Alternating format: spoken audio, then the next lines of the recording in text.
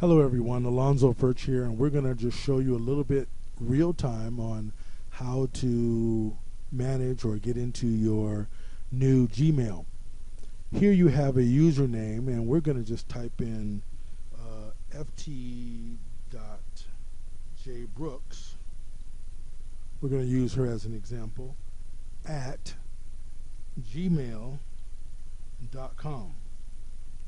And of course, you all should have a temporary password. We'll talk to you a little bit later on how to change that password.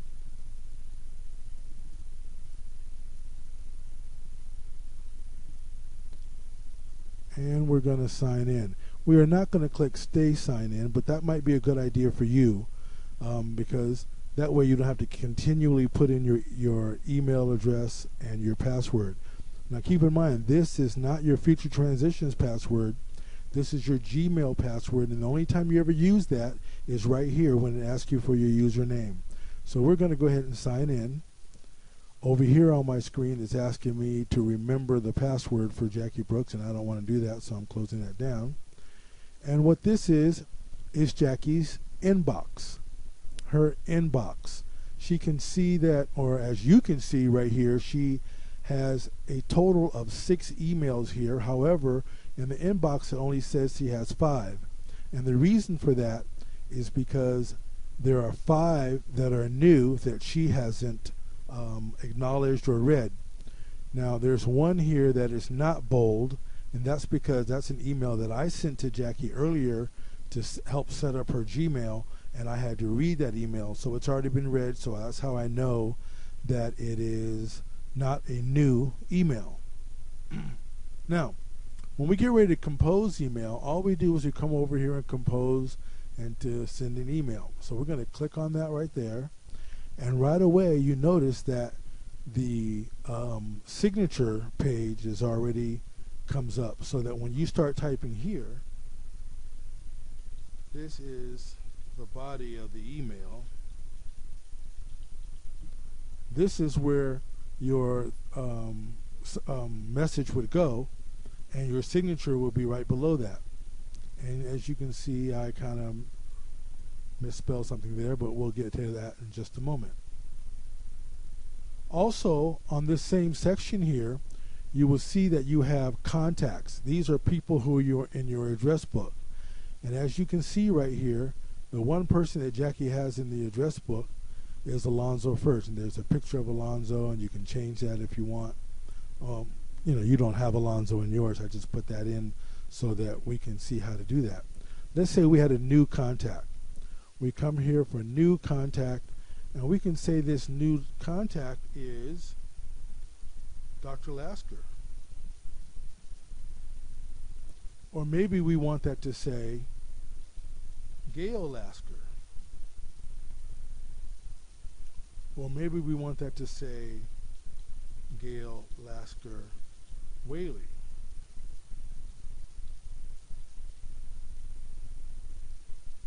But however you want to put it in, it's going to find the email address for you.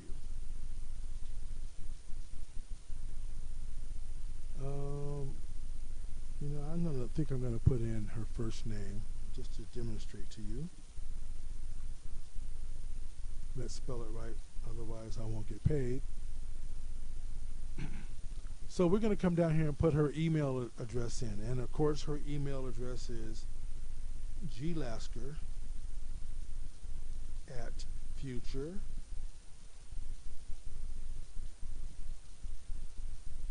futuretransitions.com. Okay, and her phone number, in this case it's asking for a mobile phone number, and I don't even know it, but I think it's 661-406 whatever it is, 1234. I don't remember what her cell phone number is, but that's her mobile number. And I can come over here and say save this now. If you happen to have a picture on your computer, you can click add picture. I don't have a picture of her on my computer, I don't think anyway. And you can actually find a a picture of her. Don't know if I have such a picture of her. Here's the picture right here. It says picture number 729. I would be afraid to pull this up in front of you guys, but I'm daring. I can always start it over again. Let's see what that picture is. Oh, that's a picture of a keyboard. Must be something I was going to buy. Anyway, take that picture. I adjust it to what part of the picture I want it to be. Let's say it's going to be this right here. And we're going to say apply changes, and voila. Now anytime I pull up Dr. Lasker, that picture will come there. I can put her address here, her birthday, of course.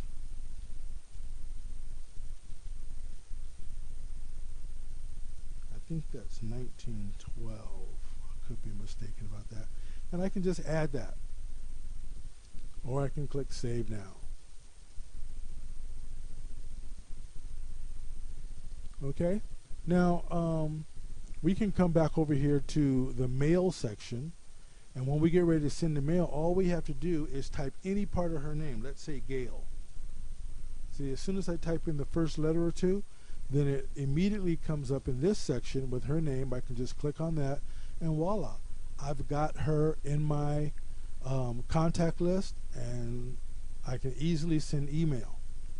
Of course, this area right here is for the subject, and the subject may be Tuesday's meeting.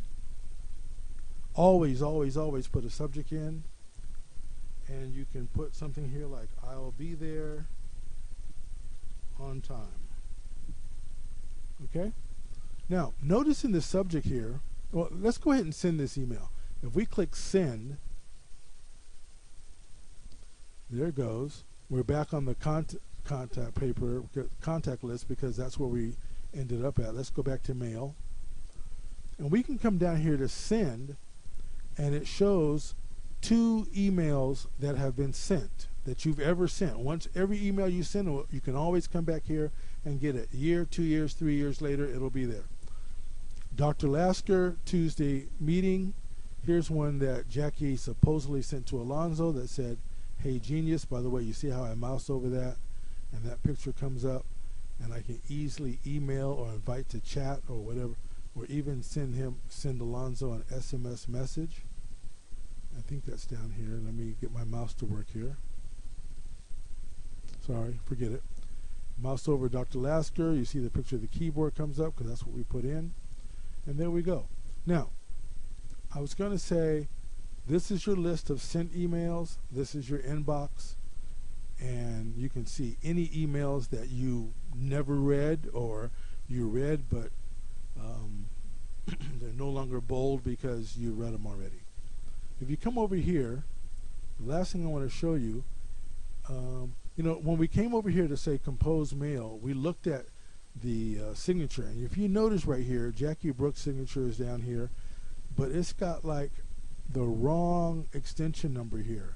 And all of you probably have the wrong extension number, so I'm going to show you how to change it to the right one.